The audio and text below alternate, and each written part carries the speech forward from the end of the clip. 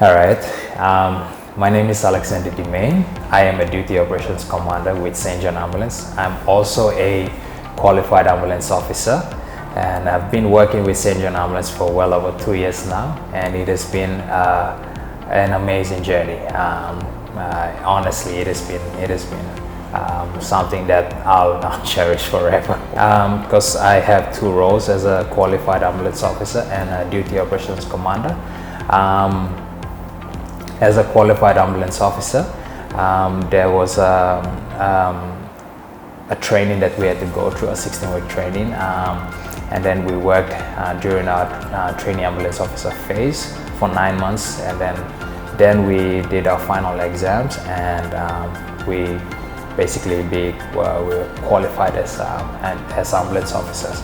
Working on road as an ambulance officer, basically. It has been amazing. Not every single shift it's not the same.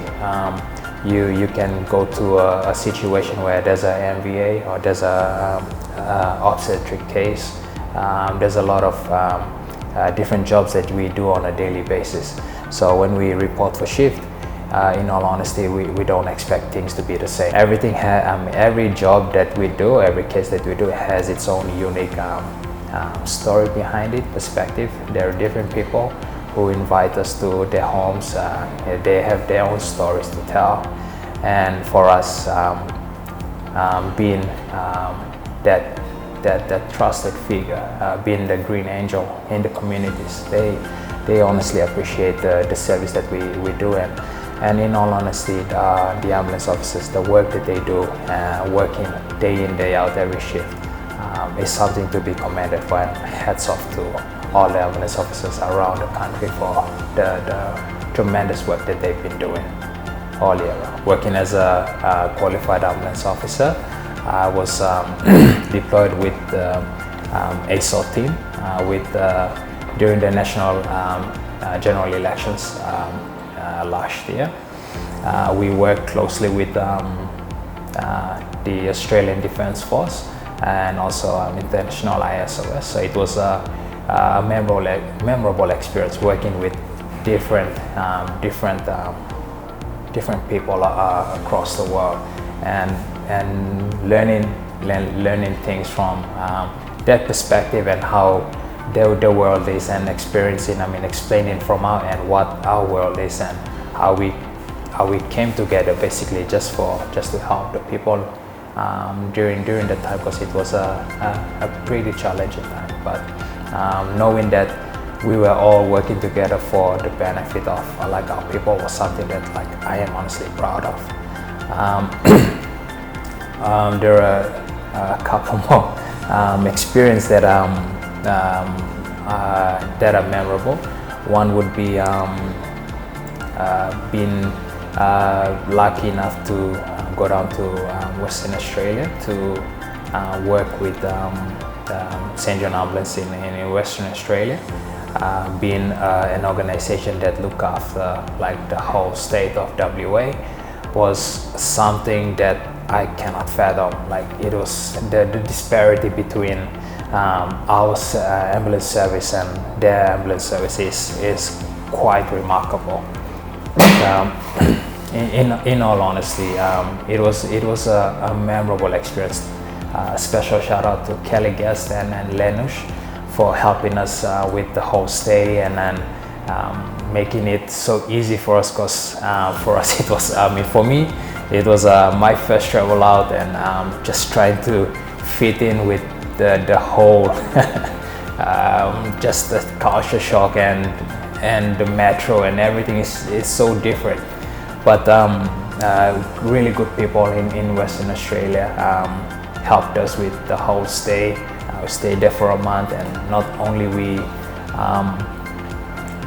went through learnings and teachings, but we had to go through, did some on-road as well, and learned a lot.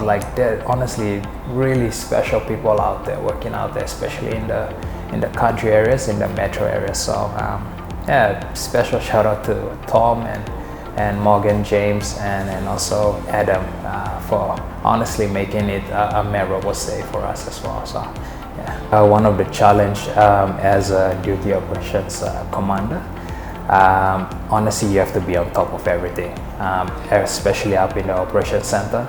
If there's any issues that are happening right now, you have to be on top of it, knowing what to do, who to talk to, how to escalate, and also how to mitigate, basically, because it's an intricate system up in the National Operations Center. We have so many moving parts that are happening, and knowing all too well that you are responsible for that, basically the whole operations center. One of the challenges is basically knowing what you're talking about, and the system, the radios, VHF, UHF, the TLKs, the evolves, the CAD system, the same responder one, like all of these systems. You have to know what, like, how it works, the intricate systems about it, and the moving pieces. So yeah, basically, like, cause I'm not from a person that's from an IT background, but working here just taught me to, I have to be one step ahead and basically just do my own research, learn as much as I can, and honestly try to be proactive. So not waiting for something to happen or not waiting for someone to come through, but be proactive how to mitigate this situation or anything basically up in the operations center.